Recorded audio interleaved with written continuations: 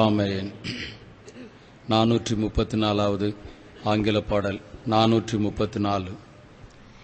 Take the name of Jesus with you, child of sorrow and of hope. It will joy and comfort give you. Take it, then wherever you go, praise His name. Oh, sing, hope of faith and joy of God. Praise His name. Oh, sing, hope of faith and joy of God. Take the name of Jesus ever, usher sheep from every snare. If temptation round you gather, breathe the holy name in prayer. Praise His name. Oh, I see hope of faith and joy of God. Praise His name. Oh, I see hope of faith and joy of God. Oh, the precious name of Jesus, how it thrills our souls with joy when His loving arms receive us and gain songs of tongues and blood. Praise His name. Oh, sing, go for faith and joy of God. Praise His name. Oh, sing, hope of faith and joy of God. At the name of Jesus, bowing, falling prostrate at His feet. Kings and will crown Him when our journey is complete. Praise His name. Oh, sing, hope of faith and joy of God. Praise His name. Oh, sing, hope of faith and joy of God. Oh, the precious name of Jesus, how it thrills our souls with joy when His loving arms receive us and give songs of tongues and blood. Praise His name.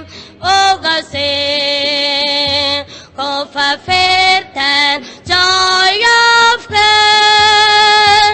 Praise His name. Oh, sing, hope for faith and joy of God. At the name of Jesus, bowing, falling prostrate at His feet. King of kings, King and will crown Him when our journey is complete. Praise His name. Oh, sing, hope of faith and joy of God. Praise His name. Oh, sing, hope of faith and joy of God.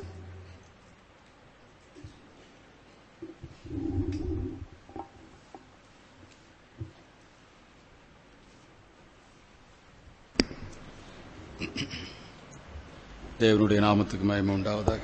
Glory be to the holy name of the Lord. சபை என்றதான தலைப்பிலே நாம் வேத பாடத்தை படித்து வருகின்றோம். We have been learning the Bible study under the heading the church. இன்றைய நாளிலே சபை என்பதற்கு நிழல் என்கிற ஒரு பெயர் கொடுக்கப்பட்டிருக்கிறது. Today we are going to understand the truth by the word church. A name is given as shadow. தேவன் நம்ம ஒவ்வொருவருக்கும் தரக்கூடியதான ஒரு நிழல் தான். God is a shadow which is given to every one of us. நாம் சபைக்குள்ளே வந்திருக்கிறோம் என்றால் தேவனுடைய ஒரு நிழலுக்குள்ளே நாம் வந்திருக்கிறோம். We have come into the church means we have come under the shadow of the Lord. சபை மாத்திரம் ஒரு நிழல் அல்ல, சபை என்று அழைக்கப்படுகிறதான நாம் ஒவ்வொருவரும் ஒரு நிழலாகவே காணப்படுகிறோம். Church is not only the shadow, every one of us who are called as church is a shadow. இந்த நிழல் என்ற வார்த்தைக்கு ரெண்டு பொருள் கொடுக்கப்பட்டிருக்கிறது. For the word shadow, two meanings are given. ஒன்று, நிழல் என்பதற்கு இளைப்பாறுதல், மற்றொன்று நிழல் என்பதற்கு பாதுகாவல். First of all, the shadow means it is rest. The second meaning is protection. வேதத்திலே 6 விதமான நிழலை பற்றி நாம் படிக்கின்றோம். In the Holy Bible, we study about 6 types of shadows. இந்த 6 விதமான நிழல்களும் தேவனை குறித்தும் சபையை குறித்தும் நம் ஒவ்வொருவரை பற்றியும் சொல்லப்பட்டிருக்கிறதான ஒரு காரியங்கள் தான். All the 6 types of shadows speak about the Lord and the church and ourselves. எண்ணாகமம் 14ஆம் அதிகாரம் 9வது வசனத்தை நாம் படிக்கிற வேளையிலே, When we read Numbers chapter 14 verse 9, அங்கே காத்த நிழல் என்று நாம் படிக்கிறோம். there we read about a shadow which preserved us. இரண்டாவது, ஏசாயாவின் புத்தகம் 25ஆம் அதிகாரம் 4வது வசனத்தை வாசிக்கும்போது, Secondly, when we read Isaiah chapter 25 verse 4, அங்கே வெயிலுக்கு ஒதுங்கும் நிழல் என்று நாம் படிக்கிறோம். there we read about a shadow from the heart of the sun. மூன்றாவது, ஏசாயாவின் புத்தகம் 49ஆம் அதிகாரம் 2வது வசனத்தை நாம் படிக்கிற வேளையிலே, Thirdly, when we read Isaiah chapter 49 verse 2, அங்கே கரத்தின் நிழல் என்று நாம் படிக்கிறோம். there we read about a shadow of his hand. நான்காவது, சங்கீதம் 17:9 நாம் படிக்கிற வேளையிலே, Fourthly, when we read in Psalm 17 verse 9, அங்கே செட்டைகளின் நிழல் என்று நாம் படிக்கிறோம். there we read about the shadow of the wings. ஐந்தாவது, 91வது சங்கீதம் 1வது வசனத்திலே சர்வ வல்லவருடைய நிழல் என்று சொல்லப்பட்டிருக்கிறது. Fifthly, in Psalm 91 verse 1 we see about the shadow of the Almighty. ஆறாவது, ஏசாயாவின் புத்தகம் 32ஆம் அதிகாரம் 2வது வசனத்திலே பெருங்கண்மலையின் நிழல் என்று நாம் படிக்கிறோம். In Isaiah chapter 32 verse 2 we see about the shadow of a great rock. இந்த இடத்திலே சொல்லப்பட்டிருக்கிறதான அந்த 6 விதமான நிழல்களும் தேவன் தம்முடைய பிள்ளைகளுக்கு தரக்கூடியதான ஒரு நிழலாய் இருக்கிறது. All the 6 types of shadow mentioned in these verses, they are the shadow the Lord is giving to his children. சபை என்று சொல்வதும் கூட தேவன் கொடுத்திருக்கிறதான ஒரு நிழல் தான். Church is also a shadow the Lord has given unto us. நாம் சபைக்குள்ளே வந்திருக்கிறபடினால் அவர் நமக்கு ஒரு இளைப்பாறுதலை, நமக்கு ஒரு பாதுகாவலை தருகின்றார். As we have come into the church, the Lord has given us a rest and a preservation. நாம் சபைக்குள்ளே வந்திருக்கிறோம் என்றால் ஆண்டவருடைய ஒரு இளைப்பாறுதலுக்குள் நாம் வந்திருக்கின்றோம். We have come into the church means we have come into the rest of the Lord. ஆண்டவர் நமக்கு கொடுத்திருக்கிறதான இந்த இளைப்பாறுதலை, இந்த நிழலை நாம் எந்த விதத்தினாலும் நாம் நஷ்டப்படுத்த கூடாது. In any way we should never waste this shadow the Lord has given unto us. இந்த பூமியிலே பலவிதமான நிழல்கள் காணப்படுகிறது. In this world also we can find various types of shadows. அவைகளெல்லாம் சந்தர்ப்பத்துக்கு ஏற்றாற்போல் அந்த நிழல்கள் மாறி போய்விடுகிறது. Those shadows will change according to the times and seasons. ஒரு கட்டடத்தை எடுத்துக்கொள்வோமானால் அதுவும் கூட ஒரு நிழலை உண்டாக்குகிறது. For example, if you consider a building, it is also creating a shadow. சூரியனானது மாற்றப்படுகிற வேளையிலே அந்த நிழலும் மாறி போய்விடுகிறது. When the sun is moving to the other side, even the shadow is also moving. ஒரு மரத்தை எடுத்துக்கொள்வோமானால் அந்த மரத்திலும் ஒரு நிழல் காணப்படுகிறது. If you consider a tree, there is a shadow under the tree. சில வேளைகளிலே அந்த நிழலும் கூட மாறி போய்விடுகிறது. Sometimes even that shadow changes. பெற்றோர்களும் கூட தங்களுடைய பிள்ளைகளுக்கு நிழலாக காணப்படுகிறார்கள். Even the parents are seen as a shadow to their children. இதே வேளையிலே பெற்றோர் பிள்ளைகள் முரட்டாட்டம் உடையவர்களாய், பெற்றோர்களுக்கு விருப்பமில்லாதவர்களாய் காணும்போது அவர்களிடத்திலே காண்பிக்கக்கூடியதான் அந்த நிழல் மாறி At போய்விடுகிறது. the same time, when the children turn to be rebellious, the parents do not extend their shadow upon the children. வேதத்திலே யோனா என்ற பெயர் கொண்ட ஒரு மனிதனை படிக்கின்றோம். In the Holy Bible, we read about a man called Jonah. அவன் ஆமனக்குனுடைய நிழலின் நிமித்தமாக அவன் சந்தோஷமாயிருந்தான். He was rejoicing over the shadow of the God. இந்த நிழலுக்காக வேண்டி அவன் சந்தோஷப்பட்டான். He was rejoicing over the shadow of this God. மறுநாளிலே ஆண்டவர் ஒரு பூச்சிக்கு கட்டளையிட்டார், அந்த செடியை அது அரித்து போட்டது. The next day, the Lord commanded an insect and it just ate it up.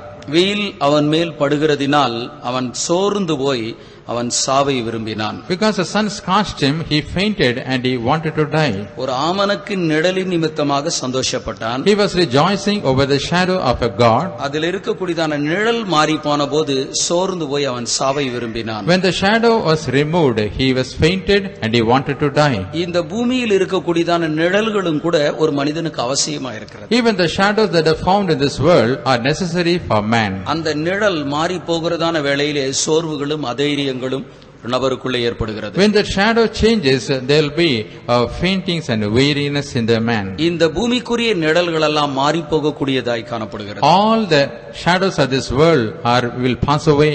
அதே வேளையிலே தேவன் தரக்கூடியதான நிழல் என்று சொல்வது அது ஒரு மாறாத ஒரு நிழலாய் காணப்படுகிறது. At the same time, the shadow given by God will never change. இந்த பூமியிலே ஆண்டவர் சபைக்குள்ளே கொண்டு வந்து ஆண்டவர் நமக்கு ஒரு இளைப்பாறுதலை, ஒரு பாதுகாவலை ஆண்டவர் நமக்கு தருகின்றார். In this world, the Lord has brought us into the church and He has given us a rest and a protection. நிழல் என்ற வார்த்தையிலிருந்து இளைப்பாறுதல், பாதுகாவல் என்கிற ஒரு சத்தியத்தை நாம் படிக்க போகிறோம். From the word shadow, we are going to study the truths of rest and preservation.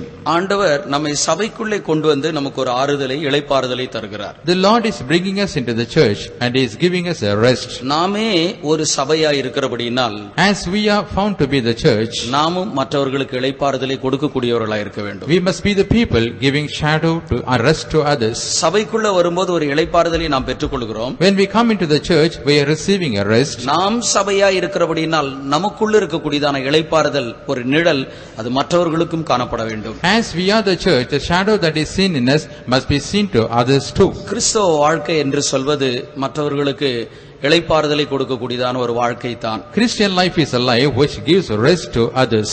அதற்கு முன்பாக நாம் எப்படி இருந்தோமோ என்று தெரியாது. ஆனால் ஆண்டவரை ஏற்றுக்கொண்ட பிற்பாடு நாம் எல்லாவற்றிலும் மற்றவர்களுக்கு ஒரு ஆறுதலாய் நாம் காணப்பட வேண்டியதா இருக்கிறது. We don't know how we were earlier before we were saved, but once we accept the Lord Jesus Christ, we must be a shadow and the people giving rest to others. நாம் பிலமோனின் புத்தகத்திலே ஒனேசிமை பற்றி நாம் படிக்கிறோம். In the book of Philemon, we see about Onesimus. இந்த ஒனேசிமை பற்றி சரித்திரம் வேத பண்டிதர்கள் இவ்விதமாக சொல்கிறார்கள். The Bible scholars speak about this Onesimus in this manner. ஒரு எஜமான இடத்திலே அவனுக்கு நூற்றுக்கணக்கான வேலைக்காரர்கள் இருந்தார்கள். அவர்களில் ஒருவன் தான் இந்த ஒனேசிமு. With the master there were hundreds of servants. One among them was this Onesimus. இவனை வேலைக்காரன் என்று சொல்வதை பார்க்கிலும் இவனை அடிமை என்று சொல்வதுதான் சரியாக காணப்படும். Rather than calling him as a servant, it is better to call him as a bond servant. இந்த பிலமோனின் புத்தகத்திலே 25 வசனங்கள் மாத்திரம் காணப்படுகிறது.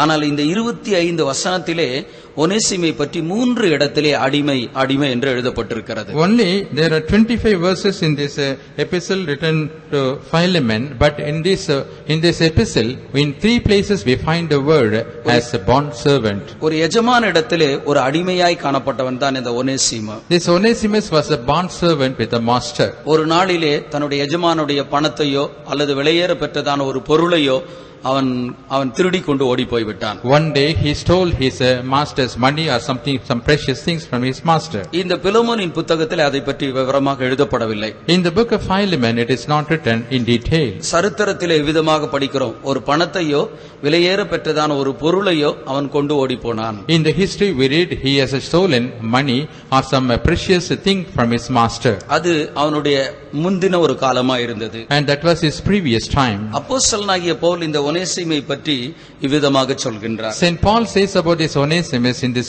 manner. முதலாம் அதிகாரம் 10வது வசனத்திலே நாம் படிக்கும்போது, When we read that in the 10th verse, நான் பெற்ற மகனாகிய ஒனேசிமு என்று சொல்கிறார். he is mentioning Onesimus, my son, whom I have begotten.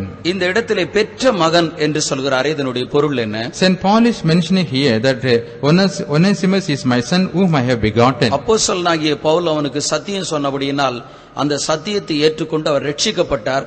இந்த ரட்சிக்கப்பட்டதை தான் நான் பெற்ற மகன் என்று சொல்கின்றார். When Paul the apostle declared the gospel to Onesimus, he accepted it and he was saved.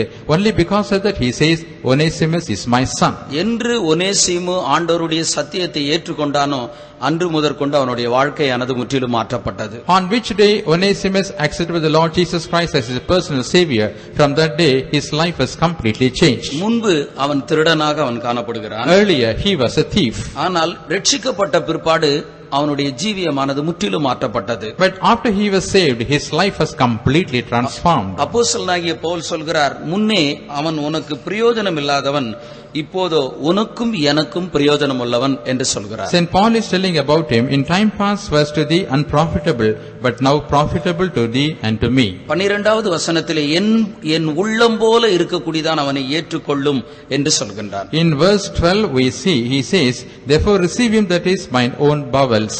அவனுடைய ஒனேசிமோனுடைய ஜீவியத்திலே ஒரு பெரிய ஒரு மாறுதலை ஏற்பட்டிருக்கிறதாக தான் பவுல் சொல்கின்றார். Saint Paul is speaking regarding the great transformation that took place in the life of Onesimus. அவன் இப்பொழுது பிரயோஜனம் உள்ளவனாய் இருக்கிறான், என்னுடைய உள்ளத்தை போல இருக்கிறான் என்று சொல்கின்றார். He is telling that now he is profitable and he is just like mine own bowels. 18வது வசனத்திலே பவுல் சொல்கிறார், அவன் உனக்கு ஏதொரு அநியாயம் செய்ததும் உம்மிடத்திலே கடன்பட்டதும் உண்டானால் அதை என் கணக்கிலே வைத்துக் கொள்ளும், நான் அதை உனக்கு செலுத்தி தீர்ப்பேன் என்று சொல்கின்றார். In verse 18 we see Saint Paul is telling, if he has wronged you or owes you aught, put that on mine account, I'll repay it. 7வது வசனத்தை நாம் படிக்கிற வேளையிலே, When we read verse 7, பரிசுத்தவான்களுடைய உள்ளம் உம்மாலே இளைப்பாறினபடியினால் என்று நாம் படிக்கிறோம். there we are reading, the bowels of the saints are refreshed by you. அவனுடைய ஆரம்ப காலம் மோசமானதாய் காணப்பட்டாலும் His earlier time was very bad. அவனுடைய பிற்காலமானது மிக ஒரு நல்ல ஒரு காலமாய் இருந்தது. His later time was a blessed time. அருமையானவர்களே, நம்முடைய ஜீவியமும் கூட அப்படித்தான் காணப்பட வேண்டும். Beloved, our life also must be seen in the same pattern. பரிசுத்தவான்களுடைய உள்ளங்கள் நம்மாலே இளைப்பாற பண்ணப்பட வேண்டும். And the bowels of the saints must be refreshed by us. இந்த பரிசுத்தவான்கள் என்று சொல்வது யார்? Who are the saints mentioned here? இங்கே இருக்கக்கூடியதான நாம் எல்லாருமே பரிசுத்தவான்கள் தான். All of us who are seated here are the saints. சிலர் நினைக்கிறார்கள் பரிசுத்தவான்கள் என்று சொல்வது அது ஊழியக்காரர்களை மாத்திரம்தான் என்று நினைக்கிறார்கள். Some people have a notion that only the servants of God are called as saints. ஒரு நாள் ஒரு CSI பிலீவர் நம்முடைய faith homeக்கு வந்து என்ன பார்த்து விதமாய் சொன்னார். One day a CSI believer came to our faith home and told me like this. உங்களை பரிசுத்தவான்கள் என்று சொல்கிறார்களே, என்ன காரணம் என்று கேட்டார். He asked me saying, all the believers are calling you as saints, what is the reason? அப்போ நான் சொன்னேன், நீங்களும் பரிசுத்தவான்கள் தான் அப்படின்னு சொன்னேன். I said unto him, you are also a saint. எங்களை யாரும் அப்படி சொல்றது இல்லையே அப்படின்னார். He told, nobody is calling us as saints. அதுக்கு நான் என்ன சொல்ல முடியும்? Father, what can I say?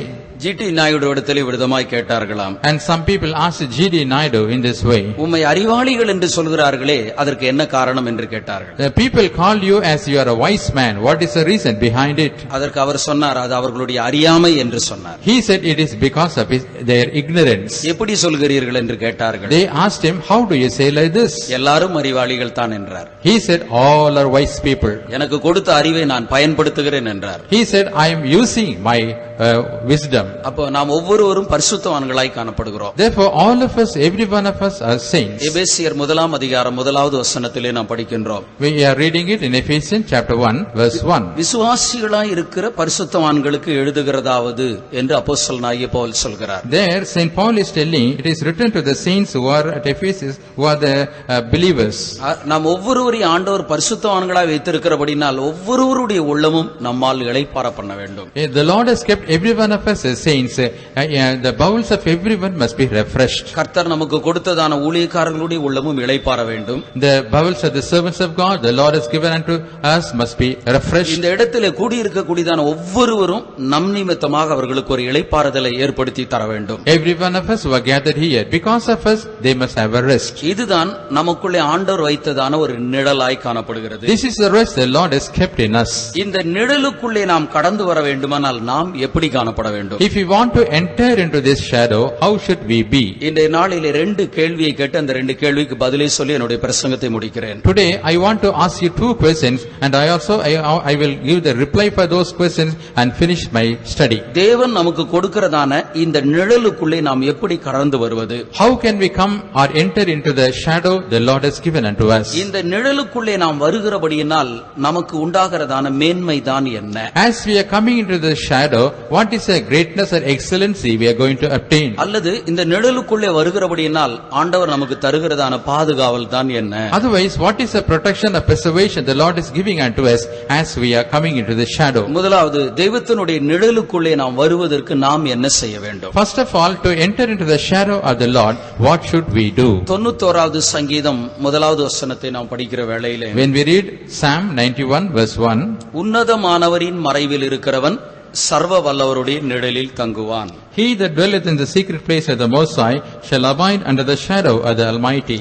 இந்த வசனத்திலே ஒரு நிபந்தனையை நாம் படிக்கிறோம். In this verse we see a condition. உன்னதமானவரின் மறைவில் இருக்கிறவன் சர்வ வல்லவருடைய நிழலில் தங்குவான். He that dwells in the secret place of the Most High shall abide under the shadow of the Almighty.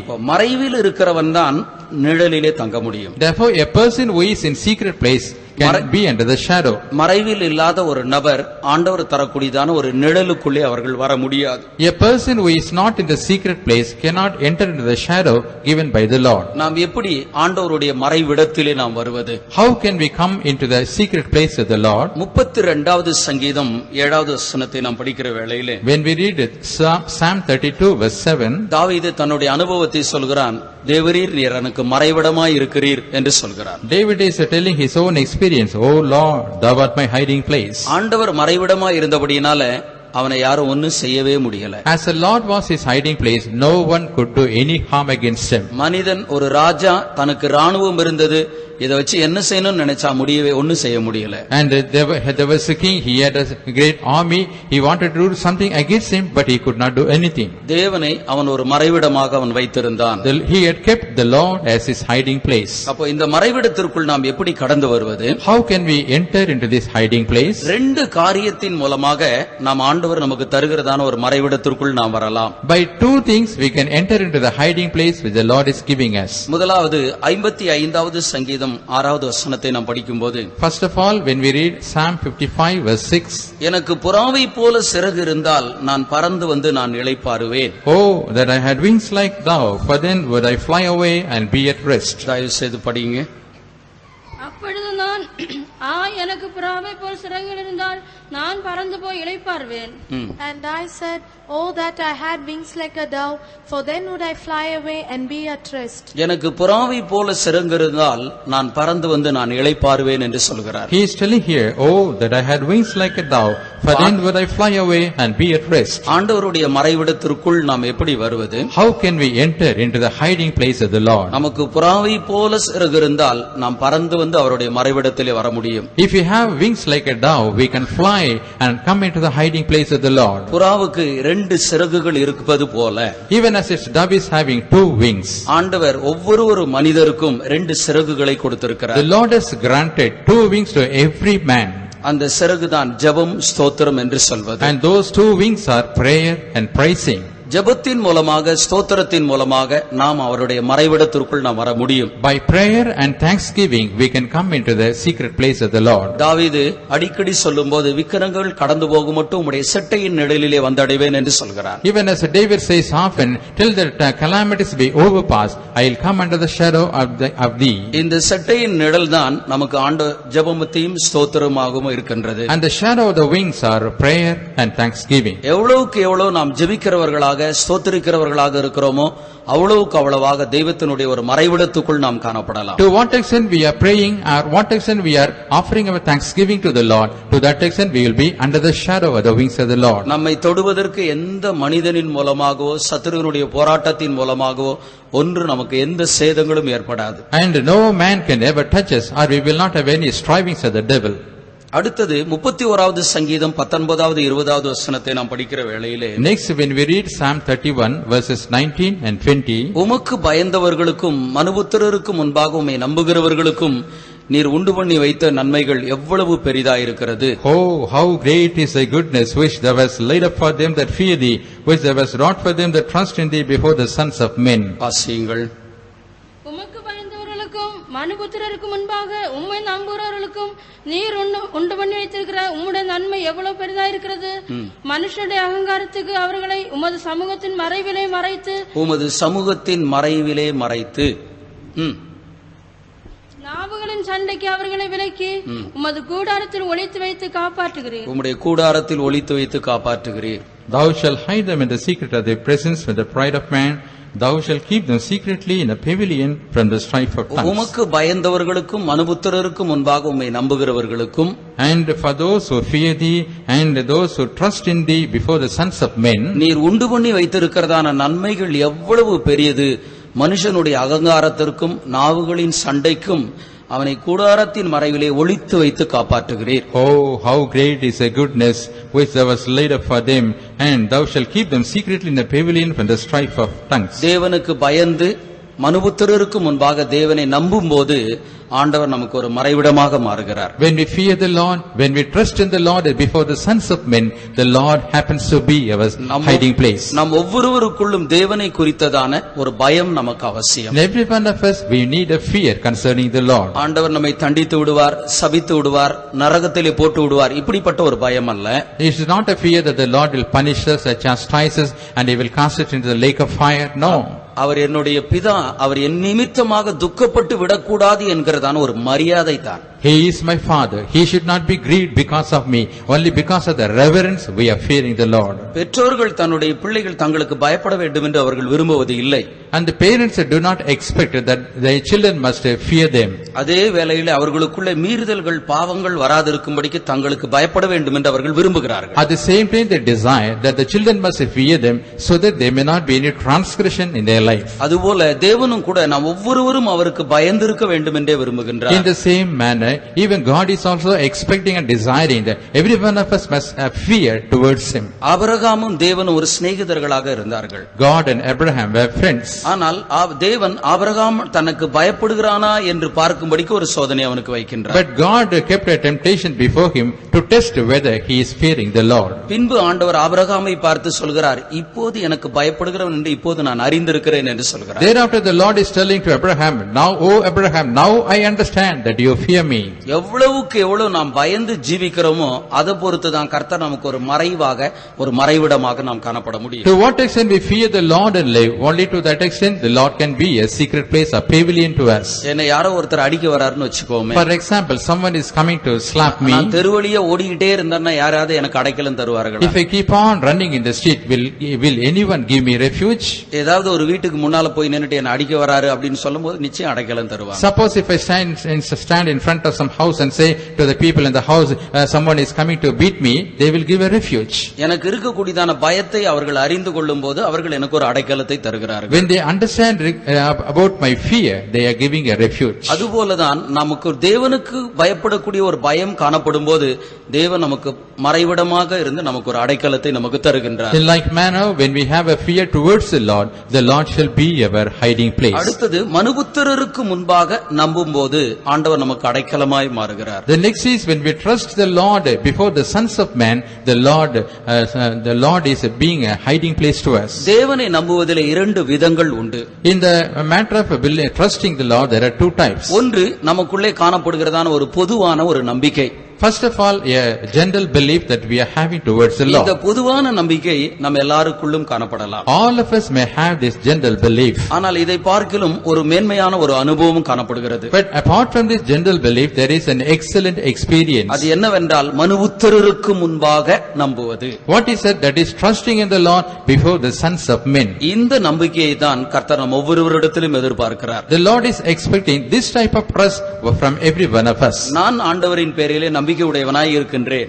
I put my trust upon the Lord. என்னுடைய சரீரத்திலே ஒரு தீர்க்க முடியாத ஒரு வியாதி காணப்படுகிறது. For example, there is an incurable disease in my body. இந்த வியாதியின் நிமித்தமாக கர்த்தர் எனக்கு சுகம் தருவார் என்கிற நம்பிக்கை விசுவாசம் எனக்கு காணப்படுகிறது. I have a hope and belief that the Lord is able to heal me from this sickness. ஆனால் மற்றவர்கள் எல்லாரும் என்னிடத்திலே வந்து விதமாக சொல்கிறார்கள். But all the rest of the people are coming and telling me, இந்த வியாதி மிகவும் ஒரு மோசமான வியாதி. oh, this is a very great disease. இப்படிப்பட்ட வியாதி வந்தவர்கள் இன்னாரெல்லாம் மரித்து போய்விட்டார்கள். The people were affected with this sickness, they all died. நீங்கள் ட்ரீட்மெண்ட் எடுத்தா நீங்க பிழைச்சுக்கலாம் அப்படின்னு மற்றவர்கள் சொல்கிறார்கள். They would advise me saying, if you take treatment, you can live.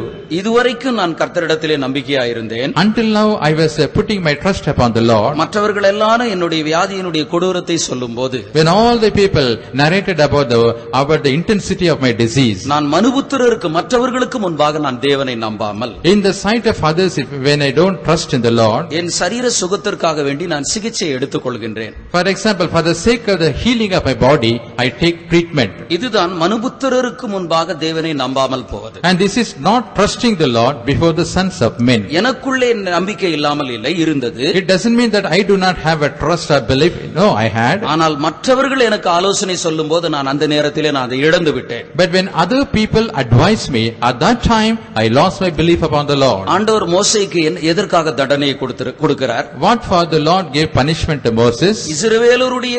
இஸ்ரவேல் ஜனங்களுடைய கண்களுக்கு முன்பாக என்னை நீ விசுவாசியாமல் போனபடியால். Because you did not believe me before the sight of the people of Israel. தனிப்பட்ட ரீதியில் அவனுக்குள்ள விசுவாசம் இல்லை அப்படின்னு சொல்லல. It is not mentioned that personally he did not have any faith. இஸ்ரவேல் புத்திரருடைய கண்களுக்கு முன்பாக நீ என்னை விசுவாசியாமல் போனபடியால். Because you did not believe me before the sight of the people of Israel. அந்த தேசத்துக்குள் நீ பிரவேசிக்க முடியாது என்று தான் சொன்னார். The Lord said unto him, no, you cannot enter into that land. வேதத்திலே தானியேல், சாதராக், மேஷாக், ஆபேத்நேகோ இவர்களை பற்றி நாம் படிக்கிற வேளையிலே, In the Holy Bible, when we study about Daniel, Shadrach, Meshach, Abednego, மற்ற எல்லா ஜனங்களுக்கு முன்பாகவும் அவர்கள் தேவனை நம்பினார்கள், விசுவாசித்தார்கள். in the sight of all the people, they put their trust upon the Lord. இது நிமித்தமாக கர்த்தர் அவர்களை விடுவித்தார் என்று வேதத்திலே நாம் In படிக்கின்றோம். the Bible we read, because of this belief or trust, the Lord delivered them. அப்போ மனுபுத்திரருக்கு முன்பாக நம்பும்போது தேவன் நமக்கு ஒரு அடைக்கலமாக மாறுகிறார். When we trust the Lord in the sight of the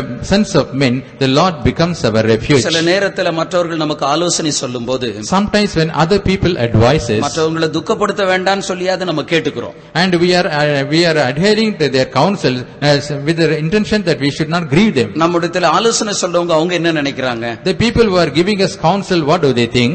நம்ம அவங்களுக்கு ஒரு ஆலோசனை சொன்ன அதன்படி அவர்கள் செய்தார்கள் என்று நினைக்கிறார்கள். They are thinking, we gave a counsel to that brother and he has done accordingly. நாம் சுகத்தையே பெற்றுக்கொண்டாலும் கூட அது விசுவாசத்தின் மூலமாக பெற்றுக்கொண்டாலும் மற்றவங்க என்ன நினைக்கிறாங்க அப்படின்னா, நம்ம சொல்றதன்படி தான் செய்தாங்க, அதனால தான் சுகம் வந்தது என்று. Even though I received healing out of my faith, what others will think, because I adhere to the in a counsel of them, I was healed. நாம் கர்த்தரை விசுவாசிக்கிறோம் என்றால் மற்றவர்கள் நம்மிடத்தில் என்ன வந்து சொன்னாலும் அந்த விசுவாசிப்பதை மற்றவர்களுக்கு முன்பாக நாம் அறிக்கை செய்ய வேண்டும். If you are believing the Lord, whatever other people come and say to us, we have to exhibit or manifest our belief before them.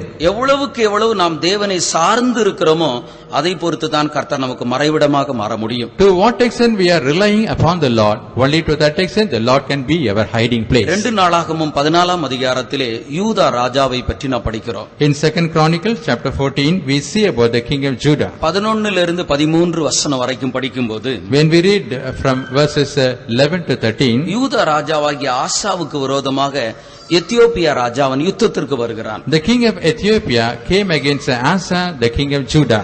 அந்த யுத்தத்திலே இந்த யூதா ராஜாவுக்கு என்ன செய்வது என்று அவனுக்கு தெரியவில்லை. It is the king of Judah did not know what to do at the time. யூதா அந்த ராஜாவினுடைய கரத்திலே 5,80,000 பேர் மாத்திரமே இருக்கிறார்கள். Only 5,80,000 people were with this king. ஆனால் அவனுக்கு விரோதமாய் வருகிறதான எத்தியோப்பியா ராஜாவினிடத்திலே 10 லட்சம் பேர் இருக்கிறார்கள். But again with the king of Ethiopia there were 10 lakhs of people. கிட்டத்தட்ட 2 மடங்கு ஜனங்கள் தான் அதிகமாக இருக்கிறார்கள். And double-fold people are with the king of Ethiopia. இந்த யூதா ராஜாவுக்கு என்ன செய்வது என்று தெரியவில்லை. This king of Judah did not know what to do then. 11வது வசனத்திலே அவன் கர்த்தரை நோக்கி அவன் விண்ணப்பம் செய்கிறான். In verse 11 he is making a supplication to the Lord. கர்த்தாவே, பலமுள்ளவனுக்காயிலும் பலனற்றவனுக்காயிலும் உதவி செய்வது உமக்கு லேசான காரியம். Lord, it is a easy thing for thee to help one who is having strength or not. எங்கள் தேவனாகிய கர்த்தாவே, எங்களுக்கு துணை நில்லும், உம்மை சார்ந்து உம்முடைய நாமத்தில் நாங்கள் வந்தோம். Oh, help us, O Lord our God, we rest on thee, and in the name we go against this multitude. பாருங்க, எங்கள் தேவனாகிய கர்த்தாவே, எங்களுக்கு துணை நில்லும், உம்மை சார்ந்து உம்முடைய நாமத்தில் இந்த ஏராளமான கூட்டத்திற்கு விரோதமாக வந்தோம் என்று சொல்கின்றார். He is telling, help us, O Lord our God, for we rest on thee, and in thy name we go against this multitude. அவர்கள் நாங்க உம்மை சார்ந்து இருக்கிறோம், உம்மை நம்பிக்கொண்டிருக்கோம் சொல்லும்போது ஆண்டவர் அவர்களுக்கு ஒரு பெரிய ஜெயத்தை கட்டளையிட்டார். When they said unto the Lord, O Lord, we rest on thee, the Lord commanded a great victory unto them. எத்தியோப்பியர் திரும்ப பலங்கொள்ளாதபடிக்கு அவர்கள் முறிந்து போனார்கள். And the Ethiopians were discomfited so that they may not be strengthened again. அதாவது மீண்டும் யூத ஜனங்களுக்கு யுத்தம் பண்ணுவதற்கு ஏற்றதான ஒரு பலம் தைரியம் அவர்களுக்கு காணப்படவில்லை. And again they did not have strength to fight against the people of Judah. இந்த ஜனங்களுக்கு ஒரு பெரிய தோல்வி உண்டானது. There was a great defeat for this people. எதன் மூலமாக? By what? இந்த யூதா ராஜாவாகிய ஆசா கர்த்தரை அவன் சார்ந்து இருந்தபடியினால். Because the king of Judah, Asa, depended or relied upon the Lord. ஏசாயாவின் புத்தகம் 37வது அதிகாரத்திலே In Isaiah chapter 37, அங்கே எசேக்கியாவுக்கு விரோதமாக ஒரு ராஜாவாகிய சனகரிப்பு வருகிறதாக நாம் படிக்கின்றோம். there we are reading the king Sennacherib is coming against Hezekiah. 17வது வசனத்திலே நாம் படிக்கின்றோம். We are reading it in verse 17. அப்படிப்பட்டதான நேரத்தில் அவனுக்கு என்ன செய்வது என்று தெரியவில்லை. At the time he did not know what to do.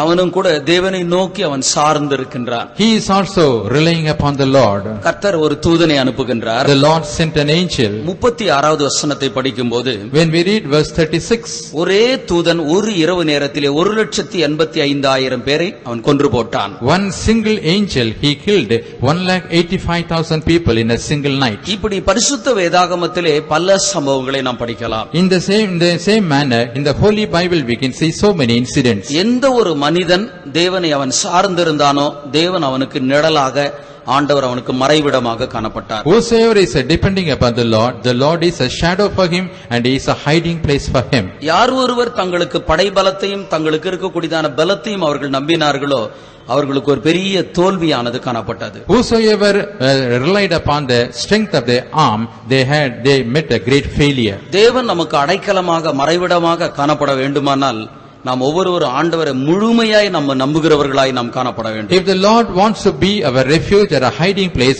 we must be the people putting our entire trust upon the Lord. நாம் முழுமையாக நம்புகிறதான வேளையிலே நமக்கு இருக்கக்கூடியதான எதிர்ப்பு எப்படிப்பட்டதா இருந்தாலும் அந்த எதிர்ப்புகளை ஆண்டவர் மாற்றி போடுகிறார். When we trust the Lord, same person, whatever may be the opposition against us, the Lord will remove everything from us.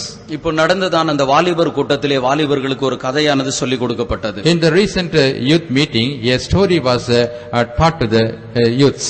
1812வது ஆண்டிலே இது ஒரு நடந்ததான ஒரு சம்பவம். This is an incident that took place in the year 1812. France என்கிறதான தேசத்தை Napoleon என்கிறவன் அரசாண்டு வந்தான். There was a man called Napoleon. He was ruling the land of France. அவனிடத்திலே அவனுக்கு முன்பாக ஒருவரும் போர் செய்து அவனை மேற்கொள்ள முடியாது. No one was able to fight against him and conquer him. உலக நாடுகள் எல்லாமே அவனுடைய வார்த்தைக்கு கட்டுப்பட்டு கீழ்ப்படிந்து காணப்பட்டது. All the countries of all the nations of this world were in subjection to the words of Napoleon. அவனுடைய வார்த்தைக்கு கீழ்ப்படியாவிட்டால் உடனே யுத்தத்திற்கு வருவான், அந்த தேசத்தை அவன் அடிமையாக வைத்து விடுவான். Suppose any nation is not obeying his word, he will come against them in battle and he will capture them. இந்த நெப்போலியன் உலக நாடுகளுக்கு ஒரு கட்டளை கொடுத்திருந்தான். This Napoleon had given a decree or command to the nations of the world. England தேசத்தின் மேல் ஒருவரும் வாணிப தொடர்பு வைத்துக் கொள்ளக்கூடாது, பொருளாதார தொடர்பு வைத்துக் கொள்ளக்கூடாது என்று சொன்னான். And he passed a command saying no one should have any commercial dealing with the land of England. ஒருவரும் கொடுக்கவோ வாங்கவோ எதுவுமே செய்யக்கூடாது என்று சொல்கிறார். He said no one either should buy or sell to England. மற்ற ஜனங்கள் எல்லாருமே இதற்கு அவர்கள் பயந்து கீழ்ப்படுகிறார்கள். All the people, because they feared Napoleon, they obeyed this order. ரஷ்யாவை சேர்ந்த அந்த ரஷ்யாவை அரசாண்டு வந்ததான அலெக்சாண்டர் என்பவர் மாத்திரம் இந்த காரியத்தை அவர் புறக்கணிக்கிறார். Alexander was ruling the land of Russia. He simply rejected this commandment. இந்த சம்பவம் எப்பொழுது நடைபெற்றது என்றால் ரஷ்யாவிலே கம்யூனிசம் வருவதற்கு முன்பாக அங்கே கிறிஸ்தவர்கள் தான் இருந்தார்கள். அப்பொழுது நடைபெற்ற ஒரு காரியம். When this happened means before communism entered into the nation of Russia, there were Christians. Only at that time this thing happened. இந்த ரஷ்யாவும் கூட கிறிஸ்தவ நாடாக தான் காணப்பட்டது. Even Russia was seen to be a Christian land. இந்த ரஷ்யாவை சேர்ந்ததான Alexander இந்த இங்கிலாந்து தேசத்திற்கு தேவையான அவர் வாணிப தொடர்பை அவர் வைத்துக் கொண்டார். This Alexander from Russia, he had a commercial dealings with the land of England. Napoleon இந்த அலெக்சாண்டர் இடத்திலே வான் பண்றார், நீ செய்யக்கூடாது அப்படி. This Napoleon instructed or warned Alexander saying you should not have any dealings with England. இவருடைய ஒரு வார்த்தையும் அவர் கேட்கவே இல்லை. He did not pay heed to any words of this Napoleon. இந்த பிரான்ஸ் படைகள் இங்க ரஷ்ய படைகளுக்கு ரஷ்ய தேசத்துக்கு விரோதமாக யுத்தத்திற்கு வருகிறது. The army of France went against the army of Russia. கிட்டத்தட்ட 5 லட்சம் பேர்களை அவன் நெப்போலியன் யுத்தத்திற்கு கொண்டு வருகின்றார். Around approximately 5 lakhs people were taken in the army with Napoleon. ஆரம்பத்திலே நெப்போலியனுடைய படைகளுக்கு ஒரு சின்ன ஒரு தோல்வியை போல இருந்தாலும் In the beginning, even though the army of Napoleon found a small defeat, ரஷ்யாவினுடைய முக்கிய பகுதியாகிய மாஸ்கோவை அவர்கள் பிடித்து விட்டார்கள். they captured the Moscow, that is a very important place in Russia. தொடர்ந்து அவர்கள் முன்னேறி ரஷ்யாவுக்குள்ளே தொடர்ந்து அவர்கள் முன்னேறி வந்து கொண்டிருக்கிறார்கள். Further, they proceeded towards the land of Russia. இந்த அலெக்சாண்டருக்கு என்ன செய்வதென்று தெரியவில்லை. This Alexander was perplexed. He could not understand what to do then. அவன் எங்கேயோ போய்விட்டான் என்று மற்றவர்கள் நினைக்கிறார்கள். All the other people are thinking that he has gone somewhere. இந்த அலெக்சாண்டர் நேரடியாக தேவாலயத்திற்குள் போனான். This Alexander went straightly into the temple of the Lord. அவன் போய் நெடுஞ்சாங்கடையாக அந்த தேவாலயத்தில் அவன் விழுந்து And கிடக்கிறான். he fell flat on the temple of the Lord. அவன் கர்த்தரிடத்திலே தன்னுடைய குறைபாடுகள் எல்லாவற்றையும் சொல்கிறான். He declared all his shortcomings and weaknesses to the Lord. இந்த அலெக்சாண்டரை பற்றி இவ்விதமாகவும் கூட ஒரு அபிப்பிராயம் சொல்லப்படுகிறது. And an opinion is told about this Alexander. தன்னுடைய சொந்த தகப்பனையே கொன்றுவிட்டு தான் இவன் அந்த தேசத்துக்கு அதிபதியாய் மாறி இருக்கிறான். Only after killing his own father, he became the governor or ruler of that nation. ஒரு விதத்திலே சொல்லப்போனால் அவன் ஒரு அலெக்சாண்டர் ஒரு கொலைகாரன் என்று கூட சொல்லலாம். In a way, if we want to say, we can call him as a murderer. இப்பொழுது அவனுடைய தேசத்திற்கு விரோதமாக ஒரு பெரிய யுத்தமானது வந்திருக்கிறது. Now there is a great battle against his nation. அவன் தேவ சமூகத்தில் அவன் விழுந்து கிடக்கிறான். He fell flat in the presence of the Lord. அந்த இடத்துல விழுந்து கண்ணீரோட ஆண்டவரிடத்தில் அழற. He fell down and with great tears he is crying to the Lord. என்னுடைய தேசத்திற்காக நீர் வந்து இரக்கம் செய்யணும். Lord, thou will show mercy unto my country. எங்களால என்ன பண்றதுன்னு எங்களுக்கு ஒண்ணுமே தெரியவில்லை. Lord, we do not know what to do now. தேசம் அடிமையாய் போய்விடக் கூடாது. The land should not be captivated. எங்களுக்காக உதவி செய்யும் என்று ஜெபித்துக் கொண்டிருக்கிறார். He is praying saying, Lord, help us. இந்த சந்தர்ப்பத்திலே ரஷ்ய படைகள் இந்த அலெக்சாண்டரை தேடிக் கொண்டிருக்கிறது. At the time the army of Russia was seeking after this Alexander. முக்கியமான ஒரு முடிவெடுப்பதற்கு அலெக்சாண்டர் தேவை. Alexander was in need to take an important decision. அவரை தேடி பார்க்கிறார்கள், அவர்களை காணவில்லை. Here they are seeking after Alexander, he was not found. கடைசியாக தேவாலயத்திலிருந்து அவரை கொண்டு வருகிறார்கள். Finally they brought him from the temple of the Lord. யுத்தம் நடக்கிற நேரத்தில் எந்த மனுஷன் தேவாலயத்துக்கு போவானா? During the time of war, will any man go to the temple? அவர் தேவாலயத்திலிருந்து வந்தார். He came from the temple of the Lord. அதற்கு பிற்பாடு சூழ்நிலையானது மாற்றப்பட்டது. Thereafter the situation was completely changed. எப்பொழுது தேவாலயத்துக்கு போயிட்டு தன்னுடைய பாரங்களை கண்ணீரோடு சொல்லிவிட்டு அவர் வெளியே வருகிறாரோ, At which time he went into the temple and he cast all his burden upon the Lord and he came out with tears. அதற்கு பிற்பாடு சூழ்நிலையானது முற்றிலுமாக மாற்றப்பட்டது. Thereafter the situation was completely changed. அதாவது சுயதோஷ நிலையானது மாற்றப்பட்டது. And the climate was completely changed. அவர்கள் யுத்தத்திற்கு வந்தது நல்ல ஒரு வெப்பமான ஒரு வெயில் காலத்திலே தான் யுத்தத்திற்கு வந்தார். They came for the battle during a summer time. அதற்கு பிற்பாடுதான் ஒரு கொடிய குளிர்காலம் அந்த தேசத்திலே வரும். Only thereafter there was a winter time in that land. கொடிய குளிர்காலமா இருந்தாலும் ரஷ்ய ஜனங்களுக்கு அது ஒரு பழக்கப்பட்ட ஒரு குளிர்தான். Even though it was a intense winter time, the Russians were accustomed with that climate. அவர்கள் அந்த தேசத்தில் இருக்கிறபடியால் தங்களை பாதுகாப்பதற்கு ஏற்றதான வஸ்திரத்தையும் அவர்கள் வைத்திருக்கிறார்கள். As they were in the land of Russia, they kept all the dresses needed to attack this climate. ஆனால் France தேசத்தாருக்கு இது ஒரு பழக்கமில்லாத ஒன்றாயிருந்தது. But the armies of France, they were not accustomed with this new climate. தங்களை காத்துக்கொள்வதற்கு ஏற்றதான ஒரு வஸ்திரமும் அவர்களுக்கு இல்லாமல் இருந்தது. They did not have a garment to protect from this climate. அவர்களுக்கு யுத்தம் பண்ணுவதை பார்க்கலும் இந்த கொடிய குளிரை சமாளிப்பதுதான் பெரிய காரியமாயிருந்தது. And it was they found it difficult to fight rather than this intense chillness. Napoleon ஒரே ஒரு காரியத்தை நன்றாக விளங்கிக் கொண்டான். Napoleon could understand one thing correctly. இனி இந்த ஜனத்தோடு ரஷ்யரோடு கூட யுத்தம் செய்வது ஒரு இயலாத ஒரு காரியம். Henceforth it is very difficult for us to fight against the Russians. நம்முடைய ராணுவத்தை நம்முடைய ஜனங்களை பாதுகாக்க வேண்டுமானால் இந்த இடத்தை விட்டு ஓடினால் ஒழிய வேற வழி இல்லை அப்படின்னு நினைக்கிறேன். If we want to preserve our army, it is no other way but to turn back and run from this place. தன்னுடைய ஜனங்களுக்கு அவன் கட்டளை கொடுக்கிறான். ஜனங்கள் எல்லாரும் அவர்கள் புறப்பட்டு பிரான்சுக்கு போகிறார்கள். He gave a command to his army, all the armies returning back to the land of France. தன்னுடைய தேசத்திற்கு போய் சேர்கிறதான நேரத்தில் வெறும் 20,000 பேர் மாத்திரமே மீதியா இருந்தார்கள். When the army returned to the land of France, only 20,000 people remained in that army. இது ஒரு கட்டுக்கதை அல்ல, சரித்திரத்தின்படி உண்மையான ஒரு சம்பவம். This is not a fable, this is a historic fact. ஆண்டவர் 20,000 பேர் மாத்திரம்தான் அவர்கள் தங்களுடைய தேசத்திற்கு போய் சேர்ந்தார்கள். Only 20,000 people in the army returned to their land. 4,80,000 பேரை கர்த்தர் கொன்று போட்டார். The Lord killed 4,80,000 soldiers. சரியாக சொன்னால் கர்த்தர் சத்துருக்களோடு கூட யுத்தம் பண்ணினார். If we say correctly, the Lord fought against the enemy. இதற்கு என்ன காரணம்? What is the reason behind this? தன்னுடைய குறைபாடுகளை போய் அவன் கர்த்தருடைய சமூகத்தில் அலெக்சாண்டர் அறிக்கை எடுக்கிறான். This Alexander, he confessed all his shortcomings in the presence of the Lord. உம்மதான் நம்பி இருக்கிற எனக்கு வேற வழி இல்லைன்னு கண்ணீரோடு கர்த்தரிடத்திலே தயவு கேட்கின்றார். With the tears he is asking the Lord, Lord, I trust upon thee, I have no other help. அருமையானவர்களே, கர்த்தர் யாருக்கு ஒரு மறைவிடமாய் மாற முடியும்? Beloved, to whom the Lord can be a hiding place? எவ்வளவுக்கு எவ்வளவு நாம் தேவனை சார்ந்து நாம் நம்பிக்கொண்டிருக்கிறோம், நமக்கு தான் ஆண்டவர் மறைவிடமா மாற முடியும். To what extent we rely upon the Lord, only to those people the Lord can be a hiding place. குதிரையினுடைய பலமானது விருதா, The strength of horse is in vain. தமக்கு பயந்து தம்முடைய கிருபைக்கு காத்திருக்கிறவர்கள் மேல் கர்த்தர் பிரியமாயிருக்கிறார். The Lord takes delight in those who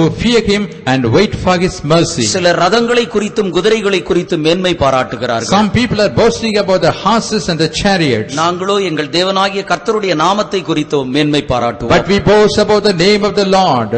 அவர்கள் முறிந்து விழுந்தார்கள், நாங்களோ எழுந்து நிமிர்ந்து நிற்கிறோம். They were broken and fell down, but we are standing erect. அப்போ எவ்வளவுக்கு எவ்வளவு கர்த்தரின் பேரில் ஒரு நம்பிக்கை இருக்கிறதோ அதை பொறுத்து தான் கர்த்தர் நமக்காக கிரியை செய்யறது. To what extent we trust upon the Lord, only to that extent the Lord can work for us. அப்போ ஆண்டவருடைய மறைவிடத்திற்குள் நாம் ஒவ்வொருவரும் வர வேண்டும். Therefore every one of us must come to the hiding place of the இந்த Lord. மறைவிடத்திற்குள் எப்படி நாம் வரலாம்? How can we enter into the hiding place? ஒன்று, புறாவை போல நமக்கு சிறகு காணப்பட வேண்டும். First of all, we must have wings like a dove. ஜெபமும் ஸ்தோத்திரமும் நமக்கு அவசியம். We need this prayer and thanksgiving. இரண்டாவது, நாம் தேவனுக்கு முன்பாக நாம் நம்புகிறவர்களாய் காணப்பட வேண்டும். Secondly, we must be the people believing the Lord. தேவனுக்கு நாம் பயந்தவர்களாய் நாம் காணப்பட We வேண்டும். must be the people fearing the Lord. இப்படி நாம் காணப்படும்போது தேவன் நமக்கு அடைக்கலமாய் மாறிவிடுவார். When we are seen like this, the Lord will be our refuge. நமக்கு வருகிறதான எதிர்ப்புகள், பிரச்சனைகள், அது யார் மூலமாய் வந்தாலும் சரி, And the problems and opposition may come to us through anyone. அது எவ்வளவு ஒரு பெரிய நபர்களிடத்திலிருந்து